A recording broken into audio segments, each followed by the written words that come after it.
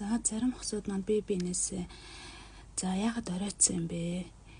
Хинтээ уцаар ирсэн, юу хийж байгаа, одоо яг юу хийх гэж байгаа гэдээ асуухаар одоо үнийг төвөгшөөж хүлээж авах хандлагатай байдаг. Учир нь тэд өөрсдөө хардж जैन, цагдах जैन гэсэн байр суурьтай байдаг бол энэ нь эсвэргээрээ хосуудын харилцааг эрүүл байгааг илтгэж байгаа шинж тэмдэг юм а. Тэрч байтугай хосууд маань бие биенээсээ нарийн ширээн зүйлийг асууж, түүндээ төвөгшөхгүйгээр харилцан ярилцаж байх нь хосуудын харилцааг улам илүү бат бөх болгож цаашдаа илүү урт хугацаанд аж аргалтай байх үнцэг бий болгодог байгаа. За ер нь эхнэр